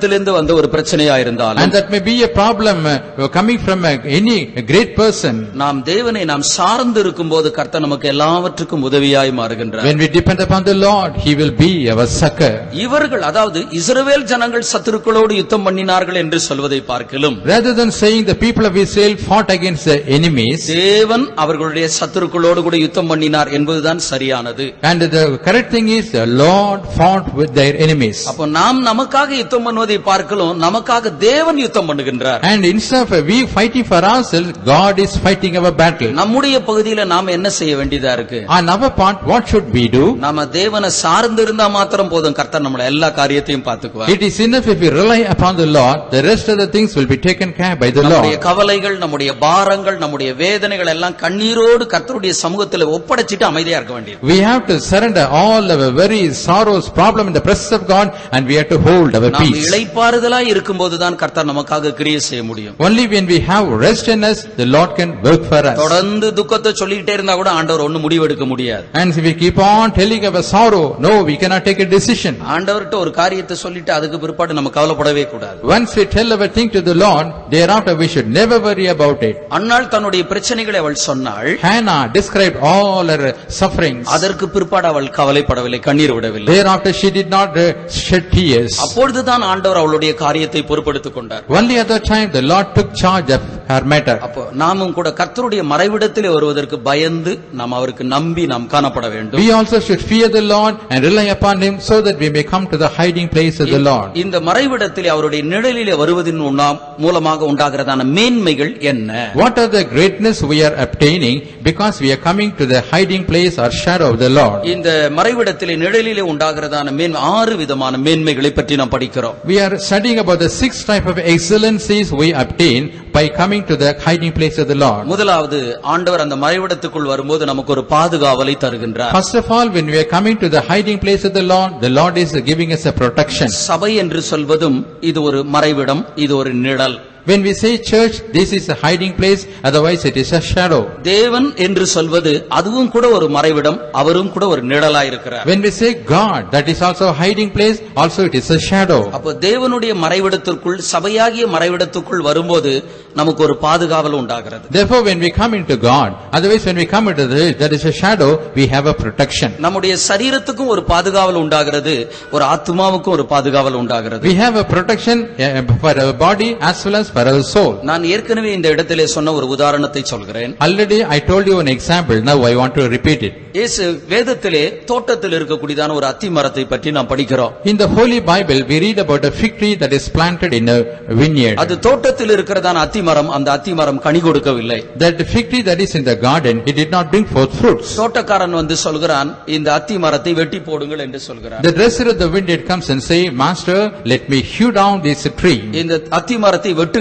என்று சொல்கிறான். And he is telling you, cut down this fig tree. அதற்கு அந்த தோட்டத்தை காவல் காக்கிறவன் சொல்கிறான், இன்னும் ஒரு வருடம் இருக்கட்டும். And the keeper of the garden says, Master, let it be for one more year. இது கனி கொடுத்தால் சரி, கனி கொடுக்காவிட்டால் வெட்டி போடுகிறேன் என்று சொல்கிறான். If it brings forth fruit, it is all right, otherwise I'll cut it off. ஆனால் வேதத்திலே ஒரு தெருவழியே இருக்கக்கூடியதான ஒரு அத்தி மரத்தை பற்றி படிக்கிறோம். But in the Bible, we read about a fig tree that is planted by the wayside. அந்த அத்தி மரமும் கூட கனி கொடுக்கவில்லை. Even that fig tree also did not bring forth fruits. இயேசு கிறிஸ்து அந்த அத்தி மரத்தை சபிக்கிறார். The Lord Jesus cursed that fig tree. அது பட்டு போயிற்று என்று நாம் படிக்கிறோம். We see in the word of God that it withered. வேதத்துல பாருங்க, ரெண்டும் அத்தி மரம் தான். In the Bible you see both are the fig trees. ஒன்று திராட்சை தோட்டத்தில் இருக்கக்கூடிய ஒரு அத்தி மரம். One fig tree is planted in the midst of the vineyard. அதுவும் கனி கொடுக்கவில்லை. That also did not bring forth fruits. ஆனால் அந்த அத்தி மரம் வெட்டப்படவில்லை. But that is not hewn down. ஆனால் சாலை ஒரு தெருவோரத்தில் ஒரு அத்தி மரம் இருக்கிறது. But there is a fig tree in the wayside. அதுவும் கனி கொடுக்கவில்லை. That also did not bring forth fruits. ஆனால் அது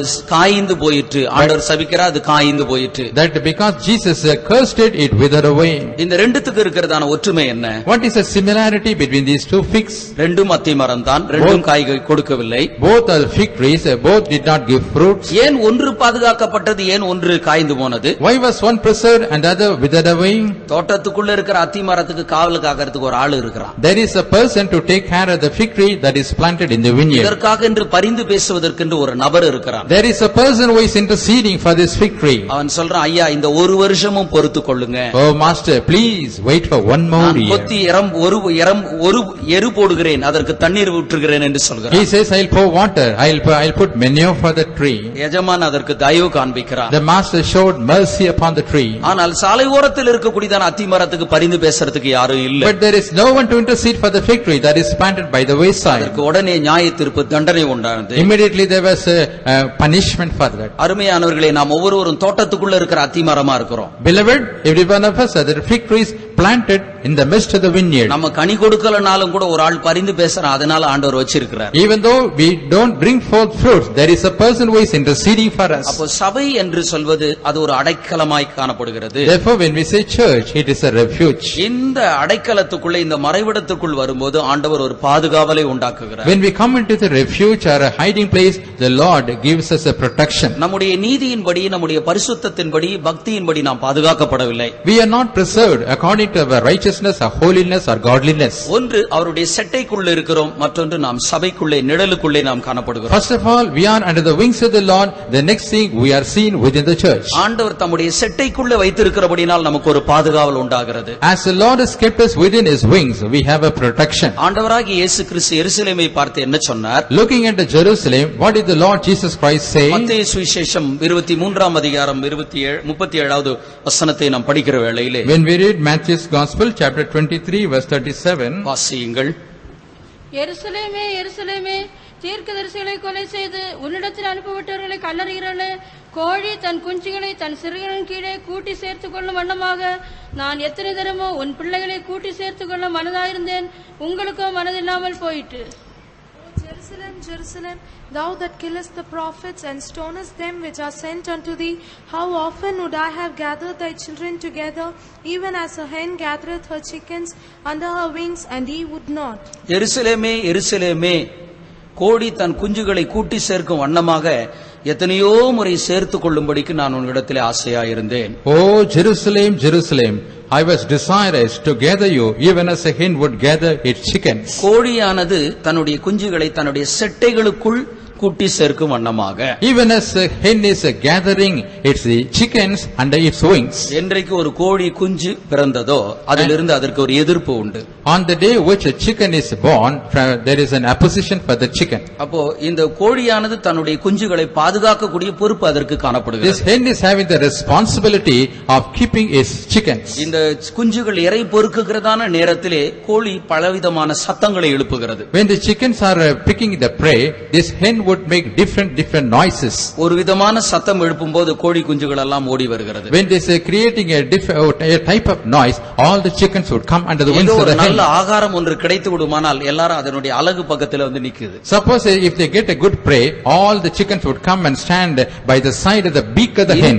இன்னும் ஒரு விதமான ஒரு சத்தத்தை எழுப்புகிறது, எல்லாம் ஓடி வந்து தன்னுடைய செலகுக்குள்ளே நுழைந்து கொள்கிறது. When the hen is making some other type of noise, all the chickens would come and take a shelter under the wings of the hen. இது செட்டைக்குள்ள வந்துட்ட பிற்பாடு அதுக்கு எந்த விதமான ஒரு ஆபத்துகள் விபத்துகள் ஒன்று நேரிடாது. Once the chickens enter into the wings of the hen, there is no danger or peril. இப்படிதான் ஆண்டவர் சொல்றார், எருசலேமே கோழி தன்னுடைய குஞ்சுகளை சேர்த்து ஒன்னு கொள்ளும் வண்ணமாக நானும் கூட உங்களை சேர்த்துக் கொள்றதுக்கு எத்தனையோ முறை நான் ஆசையா இருந்தேன்னு சொல்றார். That's why Jesus said unto Jerusalem, Oh Jerusalem, even I wanted to gather you, even as a hen would gather its chickens under her wings.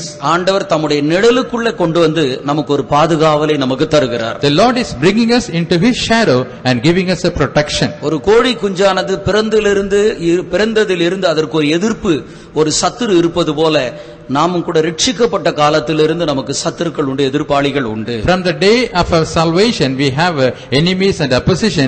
Even as a chicken from the time of its birth, it is having an opposition or problem. ஒவ்வொரு நாளும் ஆண்டவருடைய செட்டை நிழலுக்குள்ள நம்ம வந்து விடுவோமானால் எந்த தீமைகள் நமக்கு ஏற்படாது. Every day if we come under the shadow of the wings of the Lord, we will not meet any evil. தாவீது தன்னுடைய அனுபவத்தை அவன் பற்றி சொல்கிறதான நேரத்திலே, When David is describing about his experience, 57வது சங்கீதம் 1வது வசனத்தை நாம் படிக்கும்போது, when we read Psalm 57 verse 1, விக்கினங்கள் கடந்து போகும் மட்டும் உம்முடைய செட்டையின் நிழலிலே நான் வந்தடைவேன் என்று சொல்கிறான். he is telling, Oh, in the shadow of the wings will I make my refuge until these calamities be overpassed. எனக்கு ஆபத்துகள் இருக்கு, அது கடந்து போகும் மட்டும் உம்முடைய செட்டைக்குள்ளே நான் காணப்படுவேன். I have calamities or dangers till the time it is overpassed, I will come under the shadow of the wings. தேவனுடைய செட்டைக்குள்ள இருந்தபடியினால அவனை எந்த தீமைகளும் அவனை மேற்கொள்ள முடியவில்லை. Because he was under the shadow of the Lord, no evil could prevail upon him. அமெரிக்காவிலே ஒரு பெரிய கோடீஸ்வரன் இருந்தார். In the land of America, there was a great multimillionaire. அவருக்குள்ள ஒரு பெரிய மரண பயம் காணப்பட்டது. He had a fear of death in him.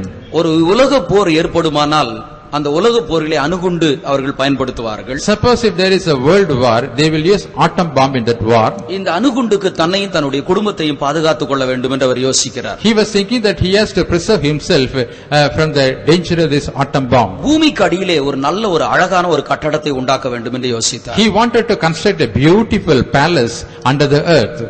குண்டு போட்டாலும் தன்னுடைய கட்டடம் சேதப்படக்கூடாது. Even though this bomb is put in their place, his building should not be damaged. கோடிக்கணக்கான பண ரூபாயை செலவு பண்ணி ஒரு நல்ல கட்டடத்தை அவர் உண்டாக்கினார். By spending crores and crores of rupees, he constructed a beautiful palace. இந்த கட்டடத்து திறப்பு விழாவுக்கு அநேகர் அழைக்கப்பட்டிருந்தார்கள். Many people had been invited for the dedication of this building. அந்த திறப்பு விழாவுக்கு ஒரு போதகர் மோரிஸ் செருலோ என்கிற ஒரு போதகரும் கூட அழைக்கப்பட்டிருந்தார். Yeah, that for the dedication service of that building, one pastor Morris had been invited. இந்த மோரிஸ் செருலோவின் இடத்திலே இந்த கோட்டீஸ்வரன் இந்த கட்டடத்தினுடைய மேன்மைகளை பற்றி ஒவ்வொன்றாய் விவரிக்கின்றார். This multi-millionaire were describing, narrating all the greatness of this building to this pastor Morris. இது குண்டுனாலே இது சேதப்படாது என்று அவர் சொல்லி வருகின்றார். He was telling that no, this will not be damaged by any atom bombs. இவர் சொன்னது காரியத்தை எல்லாவற்றையும் இந்த மோரிஸ் செருலோ கேட்டுக்கொண்டார். This Morris Cerullo was patiently hearing all the words of this அந்த multi-millionaire. கட்டடத்தினுடைய பிரதிஷ்டையின் நேரத்தில் அவர் ஒரு கர்த்தருடைய வார்த்தை எடுத்து அவர் பிரசங்கிக்கின்றார். At the time of dedication of that palace, he was speaking the word of the Lord. 91வது சங்கீதம் 4வது வசனத்தை மையமாக வைத்து பேசுகிறார். And keeping this Psalm 91 verse 4 as a key word, he started speaking. இத்தனை கோடி ரூபாயை செலவு பண்ணி ஒரு அருமையான ஒரு கட்டடத்தை உண்டாக்கி இருக்கிறார். You have spent so many crores of rupees, dollars, and you have constructed beautiful house. நானோ இலவசமாக ஒரு பாதுகாவலை நான் உண்டாக்கி இருக்கிறேன். Now I have made a free protection. இந்த பாதுகாவலுக்குள் இருக்கிற வரைக்கும் யாரும் என்ன ஒண்ணுமே செய்ய முடியாதுன்னு As long as I am under this protection, no one can ever do any hurt against me. அணுகுண்டு கூட என்னை ஒன்று செய்ய முடியாது என்று சொல்கிறார். He said, even an atom bomb cannot do any harm to me. 91வது சங்கீதம் 4வது வசனத்திலே நாம் என்ன படிக்கிறோம்? What do we read in Psalm 91 verse 4? அவருடைய செட்டைகளின் கீழே நீ அடைக்கலம் புகுவாய். He will take refuge under his wings. அப்ப ஆண்டவருடைய செட்டைகளுக்குள்ள வந்துட்ட பிற்பாடு ஒண்ணு யாரும் ஒண்ணு செய்ய முடியாதுன்னு சொல்றார். He said, once you come under the wings of the Lord, no one can do any harm against you. அருமையானவர்களே, செட்டைகளுக்குள்ள வருகிறதான நேரத்தில் ஆபத்து மாத்திரம் அல்ல, விபத்து மாத்திரம் அல்ல. Beloved, when we come into the wings, not only dangers or perils, சரீரத்துக்கு எந்த விதமான வியாதி பலவீனங்கள் கூட ஏற்படாதபடிக்கு நம்மை காத்துக்கொள்ளலாம். we can preserve ourselves so that we may not have any disease or weakness in our body. மலைகளிலும் காடுகளிலும் ஊழியம் செய்யக்கூடியதான ஒரு நபர் இருந்தார். There was a person who was ministering the Lord in forests and mountains. சுவிசேஷத்தினுடைய வாஞ்சையின் மூலமாக அநேகருக்கு ஆண்டவரை பற்றி அவர் அறிவிக்கின்றார். And because of the interest in the gospel, he was declaring the gospel to the people. ஒரு நாள் அவர் சுவிசேஷம் சொல்லிவிட்டு திரும்ப வருகின்றார். One day after declaring the gospel, he was returning home. அந்த நேரத்திலே ஒரு கரடியானது அவரை துரத்தி கொண்டு வருகிறது. At the time a bear was chasing him.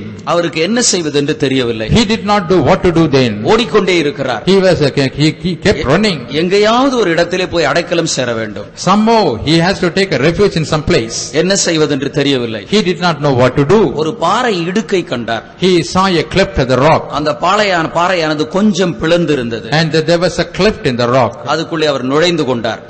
He entered into that breach. அந்த கரடியானது அந்த பாறையின் இடுக்கிலே நுழைவதற்கு பிரயாசப்படுகிறது. And this bear also tried to enter into the cleft of the rocks. அதனுடைய முகம் நுழைகிறதை தவிர அதனுடைய சரீரம் ஷோல்டர் பகுதி எல்லாம் நுழையவில்லை. Its face is entering into that, but he could not take its body into that.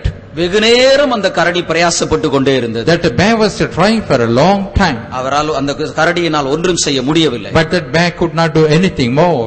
இந்த சந்தர்ப்பத்திலே அந்த பரிசுத்தவான் ஒரு பாடலை எழுதுகின்றார். In this occasion, that saint wrote a song. பிளவுண்ட மலையை புகலிடம் ஈமே என்று அந்த இடத்திலிருந்து தான் அவர் எழுதினார். And he composed his song, "Oh, cleft to the rock, and there is a refuge for me." ஆண்டவர் தம்முடைய பிள்ளைகளுக்கு அடைக்கலமாயிருந்து மறைவிடமாயிருந்து தம்முடைய பிள்ளைகளுக்கு ஒரு பாதுகாவலை தருகிறார். Therefore the Lord is seen as a protection or refuge, and is giving a protection to the people of God. இது வெறும் பாதுகாவல் மாத்திரமல்ல, இது சரீரத்துக்கு கொடுக்கிற பாதுகாவல் மாத்திரமல்ல, இந்த சரீரத்துக்கு அது ஒரு ஆரோக்கியமாகவும் காணப்படும். This is not only a protection to the body, that also seems to be a health for the body. நாம் மல்கியாவின் புத்தகம் 4ஆம் அதிகாரம் 2வது வசனத்திலே நாம் படிக்கிற வேளையிலே, When we read in the book of Malachi chapter 4 verse 2, அவருடைய செட்டையின் நிழலிலே ஆரோக்கியம் உண்டு என்று நாம் படிக்கிறோம். there we see there is healing under the wings of the Lord. முதலாவது செட்டையிலே ஒரு பாதுகாவல் உண்டு. First of all, there is a protection in the wings. அடுத்தது அவருடைய செட்டைகளுக்குள் வரும்போது ஆரோக்கியம் காணப்படும். Next, when we come under the wings of the Lord, we will have healing. இந்த ஆரோக்கியம் என்று சொல்வது என்ன?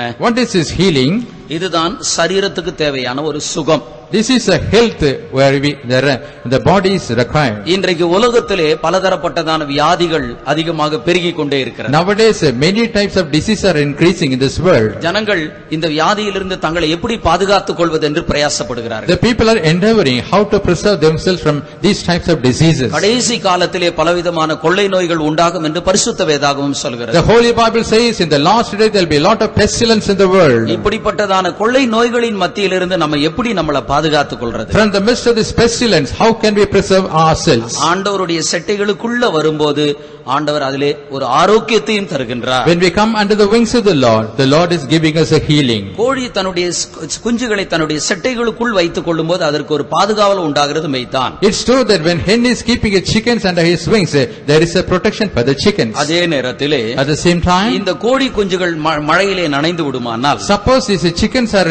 drenched in the rain, அந்த கோழியினுடைய செட்டைக்குள் போகும்போது when it enters into the wings of the hen, அந்த செட்டைக்குள் இருக்கக்கூடியதான சூடானது அதற்கு ஒரு ஆரோக்கியத்தை தருகிறது. and the heat that is in the wings of the hen gives a healing to the chickens. ஆண்டவரும் கூட நமக்கு ஒரு ஆரோக்கியத்தை நமக்கு தருகின்றார். Even the Lord is giving us a healing. எங்க பார்த்தாலும் வியாதி பலவீனம் கஷ்டம் அப்படின்னு வர்றதான நேரத்தில் ஆண்டவருடைய செட்டைகளுக்குள்ள வந்துட்டா போதும். When we are having a lot of diseases and problems and infirmities, it's enough if we come under the wings of the Lord. ஆண்டவர் நமக்கு தேவையான சரீரத்துக்கு தேவையான சுகத்தையும் தருகின்றார். The Lord is giving necessary health and healing for our body. வேறொரு விதத்திலே ஆரோக்கியம் என்று சொல்லும்போது, In other words, when we say health, ஆண்டவர் நமக்கு தருகிறதான ஆரோக்கியமான உபதேசம் என்று பரிசுத்த வேதாகமம் சொல்கிறது. the Bible says a healthy doctrine, the sound doctrine the Lord is giving to us. கடைசி காலத்திலே நேரிடுவது என்ன? In the last days, what will happen? ஆரோக்கியமான உபதேசத்தை கேட்க மனதில்லாமல் மனிதன் செவித்தனம் உள்ளவனாய் காணப்படுவார். And this man will have itching ears so that he may not be able to hear these sound doctrines. ஆண்டவருடைய அடைக்கலத்துக்குள்ள வரும்போது நமக்கு தேவையான நல்ல சத்தியங்களை ஆண்டவர் தருகின்றார். When we come under the refuge of the Lord is providing us very good doctrines. இந்த கடைசி காலத்திலே நாம் எப்படி ஜீவிக்க வேண்டும் அப்படிப்பட்ட காரியங்கள் ஆண்டவர் நமக்கு வெளிப்படுத்தி தருகின்றார். The Lord will reveal to us how we have to live during these last days. நாம் எப்படி கிறிஸ்துவை போல மாற்றப்படுவது என்கிற ஒரு சத்தியங்களை ஆண்டவர் நமக்கு வெளிப்படுத்தி தருகின்றார். The Lord is manifesting the truth how we can be transformed just like Christ. மூன்றாவது, அவருடைய செட்டைகளுக்குள்ளே வரும்போது எந்த சேதங்கள் ஏற்படுகிறதில்லை என்று படிக்கிறோம். Thirdly, when we come under the wings of the Lord, we will have no harm at all. 121வது சங்கீதம் 6வது வசனத்தை படிக்கிற வேளையிலே, When we read Psalm 121 verse 6, பகலிலே வெயிலாகிலும் இரவிலே நிலவாகிலும் உன்னை சேதப்படுத்துவது இல்லை. the sun shall not smite thee by day, nor the moon by night. அப்போ ஆண்டவர் சேதப்படுத்தாத ஒரு தன்மையை செட்டைகளுக்குள்ள வச்சிருக்கிறார். The Lord is keeping an experience of not being hurt under the wings. ஆனால் யாக்கோபு என்ன சொல்கிறான்? But what does James say? ஆதியாகமம் 31ஆம் அதிகாரம் 40வது வசனத்திலே, In Genesis chapter 31 verse 40, தன்னுடைய மாமாவின் இடத்திலே சொல்லும்போது, when he is speaking to his uncle, பகலிலே வெயிலும் இரவிலே குளிரும் என்னை பட்சித்ததுன்னு தான் சொல்றான். he says the sun tormented me during the daytime and the chillness during the night time. நான் கஷ்டப்பட்டு தாயா ஆடு மேய்ச்சிட்டு இருந்தேன் அப்படின்றான். He is telling only with a great difficulty I was feeding after the sheep. ஆனால் ஆண்டவருடைய செட்டைக்குள்ள வரும்போது ஆண்டவர் நமக்கு என்ன செய்கின்றார்? But when we come into the wings of the Lord, what does the Lord do to us? பகலிலே வெயிலும் இரவிலே நிலவும் நம்மை சேதப்படுத்தாது. And the sun shall not smite us by day, nor the moon by night. வெயில் என்று சொல்வது பாடுகளை வெளிப்படுத்துகிறது. When we say the sun, it refers suffering. பாடுகள் என்று சொல்வது ஒரு மனிதனை அவனை அழித்து விடுகிறது. These sufferings will really destroy a man. நமக்கு வருகிறதான பாடுகள் நம்மளை ஆவிக்குரிய வாழ்க்கையில முன்னேறி போக விட மாட்டாங்க. The suffering that come in our life, it doesn't allow us to make progress in our spiritual life. நமக்கு கிடைக்கிற அடி ஓத மாத்திரம் தான் பாடுகள் நினைச்சிட கூடாது. We should not think only the slappings we are receiving are the sufferings. நமக்கு வருகிற நிந்தைகள் அவமானங்கள் அவைகள் ஒரு பாடுகளாய் இருக்கிறது. The reproaches and shame that come upon us are sufferings. தீமையான காரியங்களை நம்ம மேல் சுமத்துகிறார்கள், அது ஒரு பாடுகளாய் இருக்கிறது. They are keeping evil things about us, speaking, that is a suffering. என்ன பொறுத்த மட்டும் அந்த காலத்திலே இருக்கக்கூடியதான ஜனங்களுக்கு கிடைத்த பாடுகள் என்பது வேற. And as far as myself is concerned, the suffering the people underwent during those times is different. அவர்கள் பசியில் இருந்தார்கள், பட்டினியில் இருந்தார்கள், அவர்கள் அடிபட்டார்கள், உதைப்பட்டார்கள், இது அவர்களுடைய பாடுகளாய் இருக்கிறது. They were hungry, they were thirsty, they were beaten, they were smitten. This is their sufferings. ஆனால் இந்த காலத்தில் இருக்கக்கூடியதான நமக்கு ஆண்டவர் இப்படிப்பட்ட ஒரு பாடுகளை வச்சு இல்ல. But the people who are living during these days, the Lord has kept this type of sufferings. நமக்கு இருக்கிற பாடுகள் நிந்தைகளும் அவமானங்களும் வேதனைகளும் தான், இவைகள் தான் பாடுகளாயிருக்கு. Our sufferings are reproaches, shame, suffering, sorrow, everything. சில நேரத்துல நம்மளால் மற்றவர்களை நிமிர்ந்து கூட பார்க்க முடியாத சில வேதனைக்குரிய காரியங்கள் மற்றவர்கள் பேசுகிறார்கள். Sometimes we are not able to look at the face of someone to that extent they are speaking evil against us. தேவனுடைய செட்டைகளுக்குள் வரும்போது When we come into the wings of the Lord, பாடுகள் நமக்கு வரும். sufferings will come to us. வெயிலானது உன்னை சேதப்படுத்தாது. The sun will not smite you. அந்த பாடுகளிலே நம்ம தோய்ந்து போய்விட மாட்டோம். We will not be wearied in that இப்படி sufferings. சொல்லிட்டாங்களே, இப்படி பேசிட்டாங்களே, அதோட ஜபஜீவியம் போச்சு, வேத வாசிக்கிறது போச்சு, ஆண்டவர் போச்சு, சபை போச்சு, ஓடியே போயிடுவோம். Oh, they were spoken about me in this manner. We lose our prayer life. We will lose our Bible reading. We lose all the spiritual experience. இரவிலே நிலவாகிலும் உன்னை சேதப்படுத்துவதில்லை. The moon will not harm you by night. இரவு என்று சொல்வது என்ன? When we say night, what is இது that? நமக்கு வருகிறதான சோதனைகளை வெளிப்படுத்துகிறது.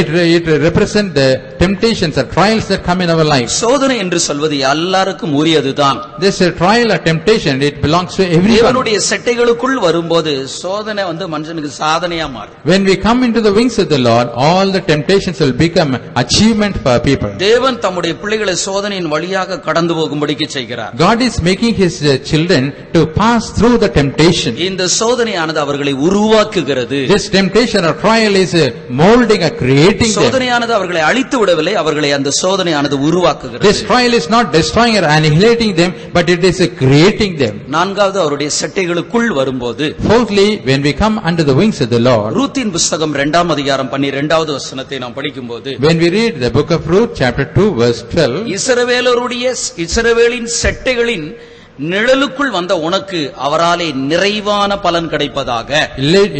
you will have full reward because you came under the shadow of the wings of the Lord of Israel. நீ செட்டைகளுக்குள் வந்தபடினால் நிறைவான பலன் கிடைப்பதாக. As you came under the wings of the shadow of the Lord of Israel, you will get full reward.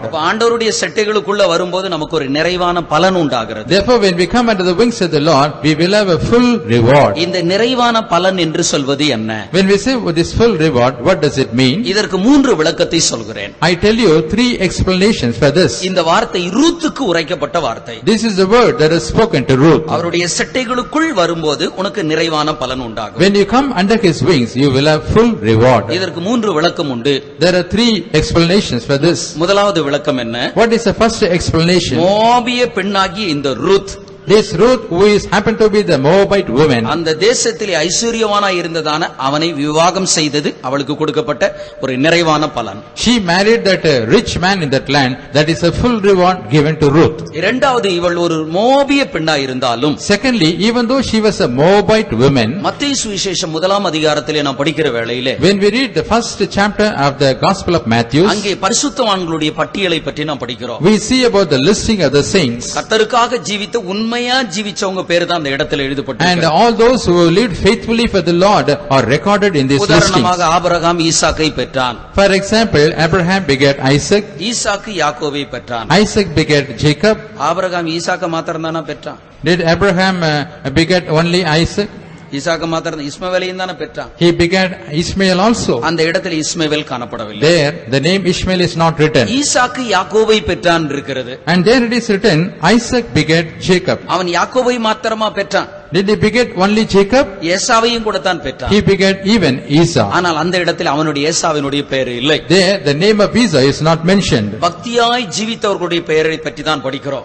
We see about the people who lived a godly life. இப்படி நாம் படிக்கிற வேளையிலே When we read so, ஒரு மோவாபியனுடைய பெண்ணாகிய Ruth அந்த இடத்திலே அவள் வருகின்றாள். and the Moabite woman Ruth's name is mentioned in this list. வம்ச அட்டவணையிலே பரிசுத்தவான்களுடைய பட்டியலிலே அவளுடைய பெயர் காணப்பட்டது. இது அவளுக்கு கிடைத்த இரண்டாவது நிறைவான She got a place in the genealogy, otherwise in the list of the saints. This is the second reward she got. சத்தியத்தின்படி நிறைவான பலன் என்று சொல்வது என்ன? And what is a full reward according to the truth? ஆண்டவர் நமக்கு வைத்திருக்கிற சீயோனும் புதிய எருசலேமும் தான் நிறைவான பலன். The Zion and New Jerusalem the Lord has preserved for us is the full reward. அவருடைய செட்டைகளுக்குள்ள வரும்போது ஆண்டவர் நமக்கு ஒரு நிறைவான பலனை வச்சிருக்கிறார். When we come into the wings of the Lord has kept a full reward for us. நிறைவான பலன் என்று சொல்லும்போது அது 100க்கு 100, அதுல ஒண்ணு கூட குறைய கிடையாது. When we say full reward, that is 100%.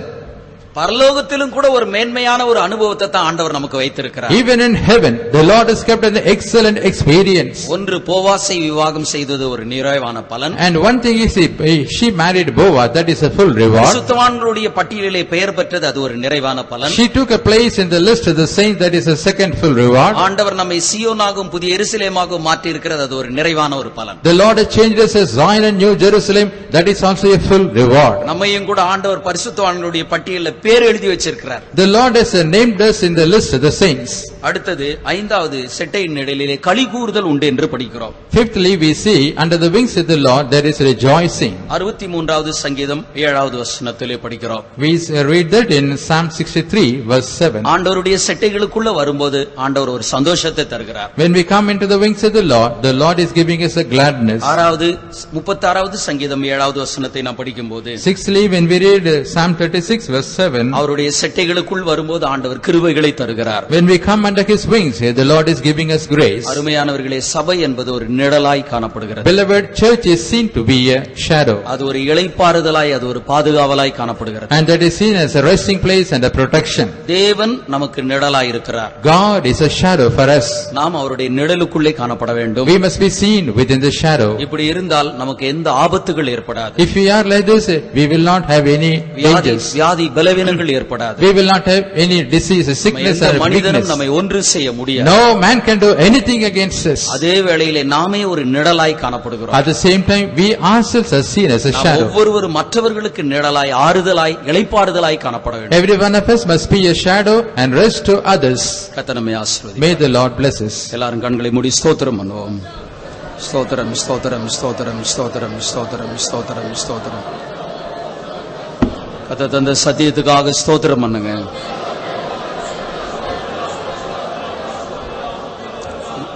இவைகள் நமக்கு பிரயோஜனமாயிருக்குனாக்கா ஸ்தோத்திரம் பண்ணுங்க. பிதா, குமாரன், பரிசுத்த ஆவியாகிய தேவனை ஸ்தோத்திரம் பண்ணுங்க. சகல கன மகிமை துதி எல்லாவற்றையும் அவருக்கே செலுத்தி ஸ்தோத்திரம் பண்ணுங்க. பிதாவே, இந்த ஆசீர்வதிக்கப்பட்ட மாலை வேளைக்காக நன்றியோடு நாங்களும் துதிக்கிறோம், ஸ்தோத்திரிக்கிறோம். இந்த மாலை வேளையில் ஒரு முறை கூட கர்த்தாவுடைய சமூகத்தில் கடந்து வந்து கர்த்தாவுடைய வசனங்களை படிக்க முடியாத ஆவியானவர் எங்களுக்கு இறங்கி உதவி செய்தபடியால் நன்றியோடு துதிக்கிறோம், ஸ்தோத்திரிக்கிறோம். ஆண்டவரே, வாக்குத்தத்தின்படி எங்களுடைய மத்தியில் கடந்து வந்து இந்த வேத பாடத்தை துவக்கம் முதல் முடிமட்டாகவும் பொருட்படுத்த ஆசீர்வாதமாக்கி தந்தபடி நாலு ஸ்தோத்திரம். தேவ சமூகத்தில் கடந்து வந்தான எங்கள் ஒவ்வொரு தாவி இந்த கடைசி நாட்களுக்கு தேவையான நல்ல ஆலோசனை வெளிப்படுத்தி தந்தபடினால் நன்றியோடு நாங்களும் துதிக்கிறோம், ஸ்தோத்திரிக்கிறோம். ஆண்டவரே, நீர் எங்களை சபைக்குள்ளே கொண்டு வந்து கர்த்தாவே இந்த நிழலுக்குள்ளே பாதுகாப்புக்குள்ளே கொண்டு வந்து வைத்திருக்கிறபடியால் நன்றியோடு நாங்களும் துதிக்கிறோம்.